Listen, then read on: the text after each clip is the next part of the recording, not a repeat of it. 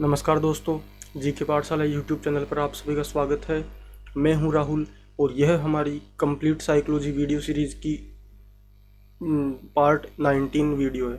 ठीक है, इस पर्टिकुलर सीरीज़ में हम कंप्लीट साइकोलॉजी को कवर करने वाले हैं, जिसका यह पार्ट 19 है। इस वीडियो में हम समझेंगे मानसिक विकास। इससे पहले वाले वीडियोस में हमने शारीरिक विकास को, फिजिकल डेवलपमेंट को अच्छे से समझा था। तो चलिए बढ़ते हैं वीडियो की तरफ और समझते हैं मानसिक विकास, मेंटल डेवलपमेंट।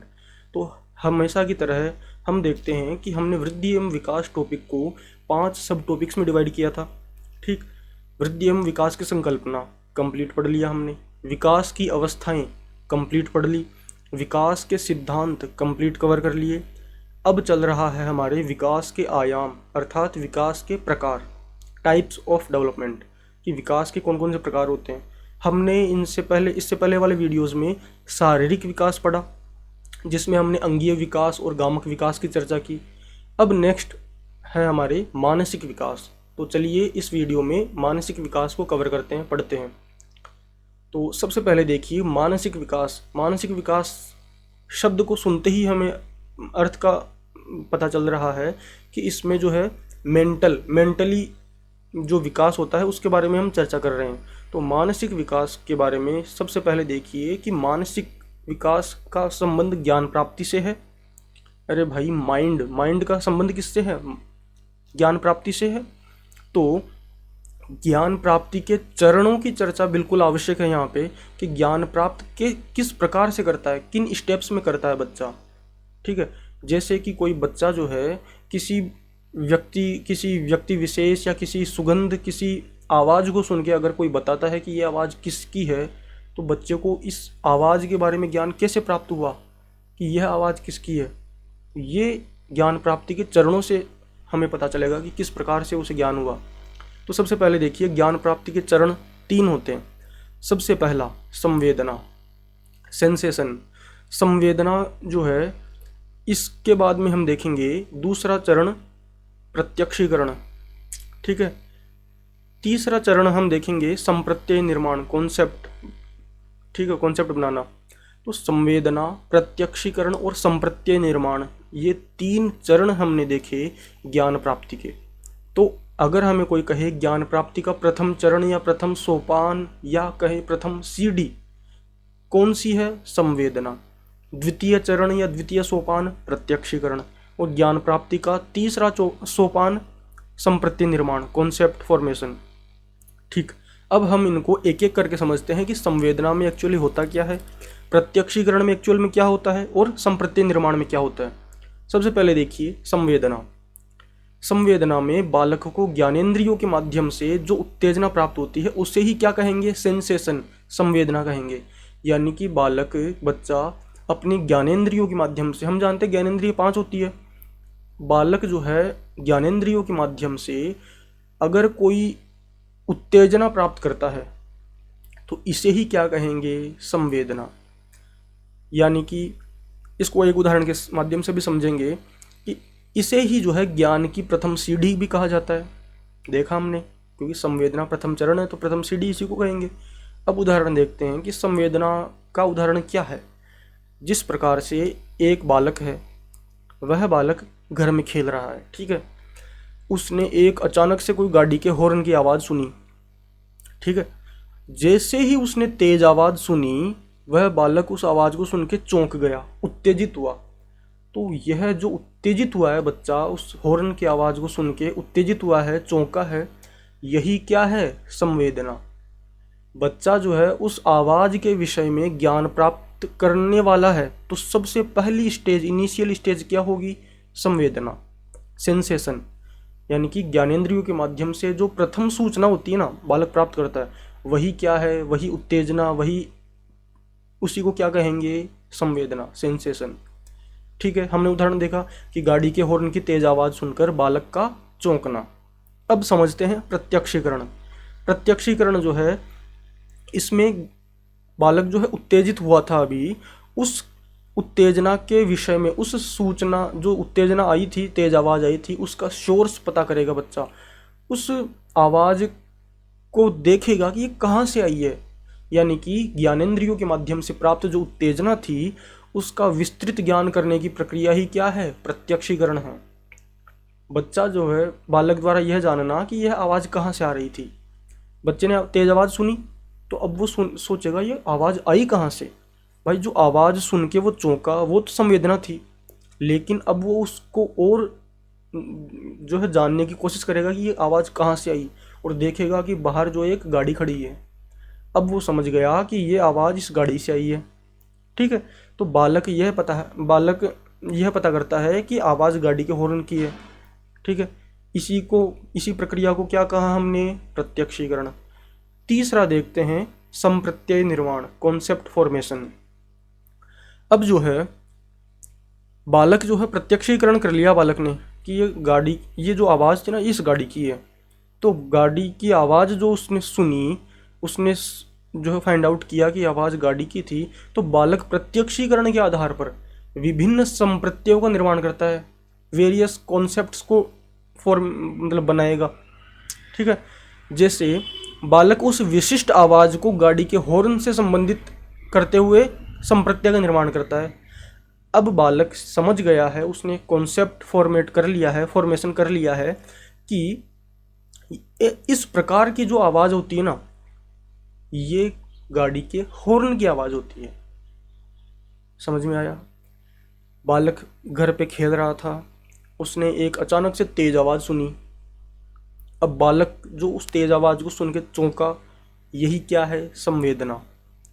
फिर बालक ने सोचा कि ये आवाज़ कहाँ से आ रही है। उसने थोड़ा बाहर गया और देखा कि एक गाड़ी खड़ी है और गाड़ी से आवाज़ आ रही थी लगातार। तो बच्चे ने यह जाना कि यह आवाज़ इस गाड़ी से आ रही है।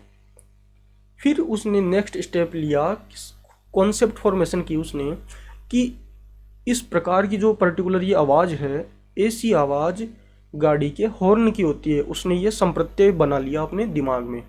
ठीक है, मस्तिष्क में संप्रत्यय डेवलप कर लिया कि इस प्रकार की जो आवाज़ होती है ना, ये गाड़ी के हॉर्न की आवाज़ होती है। अब बच्चा जो है कभी भी स्कूल जा रहा है, मान लो बाजार जा रहा है मम्मी के साथ, कभी भी उस आवाज़ को सुनेगा, वैसी ही आवाज़ को सुनेगा तो वो समझ जाएगा, अरे ये तो गाड़ी के हॉर्न की आवाज़ है। अरे हम यही तो पढ़ रहे हैं कि ज्ञान प्राप्ति के चरण कौन कौन से होते हैं, कौन कौन सी स्टेप्स होती है। इनिशियल स्टेज होती है संवेदना, फिर होती है प्रत्यक्षीकरण, और फिर होता है अंत में संप्रत्यय निर्माण। इन्हीं 3 चरणों को आप एकदम मतलब घरेलू उदाहरण से समझ सकते हैं दैनिक जीवन के, कि आप जैसे मान लो कोई बच्चा है, सुरेश नाम का बच्चा घर में बैठा है, ठीक है, पढ़ रहा है वो। उसकी मम्मी किचन में जो है हलवा बना रही है। ठीक है, उसकी मम्मी किचन में हलवा बना रही है, तो हलवे की एक सुगंध जो आई, बच्चे ने उस सुगंध को सूंघा। बच्चा जो है उत्तेजित हुआ, मतलब प्रथम इन्फॉर्मेशन आ गई उसके पास सूंघने से। अरे नाक जो है नाक से सूंघ रहा है, तो नाक ज्ञानेंद्रिय है, तो उसने सूंघा हलवे की सुगंध को। तो बच्चे को संवेदना प्राप्त हुई कि अच्छा ये कुछ मीठी मीठी चीज़ है जो बन रही है। अब जो है बच्चा प्रत्यक्षीकरण की स्टेज पे जाएगा।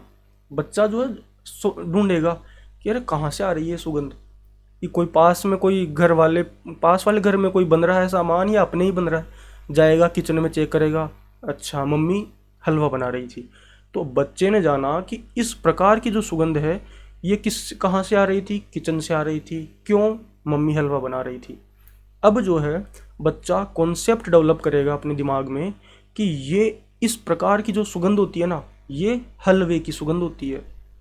ठीक है, उसने कॉन्सेप्ट डेवलप कर लिया, कॉन्सेप्ट फॉर्मेशन कर ली।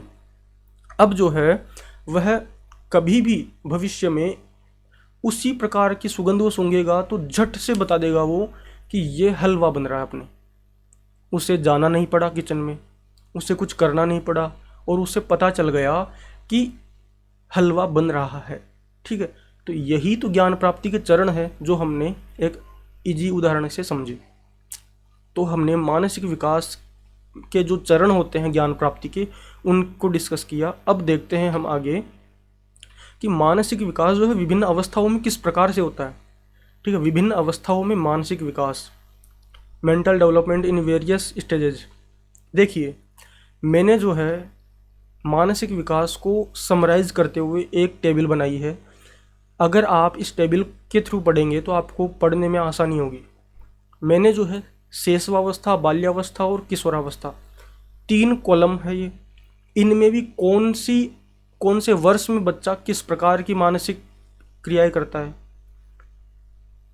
ये जो है इसमें रखा है मैंने। तो सबसे पहले देखिए शैशवावस्था। शैशवावस्था हम जानते हैं जन्म से 6 वर्ष तक होती है। इसमें जो है सबसे पहले ध्यान रखने की बात यह है मानसिक विकास के संदर्भ में, 3 वर्ष में बालक होता है ना, 3 वर्ष की अवस्था में बालक कौन कौन से कार्य कर पाता है। एग्जाम्स में यही पूछते हैं, मानसिक विकास पढ़ रहे हैं तो उसमें यही पूछेंगे कि बच्चा जो है अपने नाक, कान, मुंह छू के कौन सी अवस्था में बता पाता है। तो एग्जैक्टली कैसे बता पाएंगे कि हाँ 3 वर्ष का। तो ये जो चीज़ें हैं आपको जो ध्यान रखनी है, मैंने यहाँ पे जो भी लिखी है वो ध्यान रखनी है। तो 3 वर्ष का बच्चा कौन कौन सी मानसिक क्रियाएं कर पाता है, अपना नाम बता पाता है। हम देखते हैं कि 3 वर्ष का बच्चा जो है उसको अगर हम नाम पूछते हैं तो वो नाम बता देता है इजीली। ठीक, और क्या करता है, कौन कौन सी एक्टिविटीज़ कर पाता है बच्चा, अपना नाक, कान, मुंह छू के बताता है। यानी कि अगर उसके घर पे कोई मेहमान आते हैं तो उसकी मम्मी बोलती है चलो बेटा बताओ नोज कहाँ है, तो बच्चा जो है अपने नाक पर अंगुली रखता है कि ये रही। अब उसकी मम्मी बोलती है ईयर्स कहाँ हैं आपके, अब वो जो है कानों पे हाथ रख के बताएगा कि ये है मेरे कान। तो ये जो एक्टिविटी है वो कब कर पाएगा, 3 वर्ष का बच्चा। और क्या करता है 3 वर्ष का बच्चा, लिंग का ज्ञान हो जाता है उसे पता चल जाता है कि मैं लड़का हूँ या लड़की हूँ। ठीक है, लिंग का ज्ञान वेरी इंपॉर्टेंट फैक्ट है कि लिंग का ज्ञान 3 वर्ष के बच्चे को हो जाता है। ठीक, और एक और चीज़ है लैंगिक अलगाव, जो 8 वर्ष की अवस्था में होता है, जो हम आगे पढ़ेंगे। हमने 3 वर्ष की अवस्था को देखा, अब हम देखते हैं 4 वर्ष का बच्चा क्या कौन कौन सी क्रियाएं करता है। 4 वर्ष का बच्चा गिनती गिनता है, ठीक है, काउंटिंग कर लेता है, अक्षर लिखने लग जाता है। अरे भाई वो प्री स्कूल एज में है, स्कूल जाने से पूर्व की अवस्था में है, तो बच्चा जो है LKG UKG में रहता है इस टाइम। तो बच्चा जो है अक्षर लिखने मामूली मतलब इनिशियल स्टेज में प्रारंभ कर देता है। ठीक है, तो अक्षर लिखने लग जाएगा वो। रेखाओं में अंतर बताना कि कौन सी रेखा बड़ी है कौन सी रेखा छोटी है। वस्तुओं को क्रम से रखना, वस्तुओं को जो है क्रम से रख देगा कि कौन सी छोटी है, फिर उससे बड़ी, फिर उससे बड़ी, फिर उससे बड़ी। तो वस्तुओं को क्रम से भी रखने लग जाएगा। फिर देखते हैं हम 5 वर्ष में कि 5 वर्ष का बच्चा जो है क्या क्या क्रियाएं कर सकता है। 5 वर्ष का बच्चा रंगों को पहचानने लगता है। ठीक है, कलर्स को वेरीफाई कर पाएगा कि ये कलर कौन सा है, ये ये रेड कलर है या फिर पिंक कलर है, जो भी है वो रंगों को पहचानने लग जाएगा। हल्के भारी का ज्ञान होना, बच्चे को जो है 5 वर्ष के बच्चे को हल्के भारी का ज्ञान हो जाता है कि कौन सी जैसे कोई बच्चा जो है अपने बहन के साथ स्कूल जा रहा है तो वो अपने बैग और अपनी बहन के बैग को उठा के देख सकता है कि मेरा बैग भारी है या अपनी दीदी का बैग भारी है, तो हल्के भारी का ज्ञान हो जाएगा। माता पिता की आज्ञा मानना कि जो भी पेरेंट्स जो है आज्ञा देंगे उसको मानेगा। और घर के कार्यों में सहायता करना, हम देखते हैं कि 5 वर्ष के बच्चे जो है वो अपने घर पे अपनी मम्मी के को काम में हाथ बटाते हैं कि मम्मी आप छोड़ो मैं झाड़ू निकालूंगा। ठीक है, मम्मी सब्जी बना रही है, मम्मी आप छोड़ो मैं सब्जी को धोता हूँ। ठीक है, तो इस प्रकार के जो कार्य है वो 5 वर्ष का बच्चा करता है।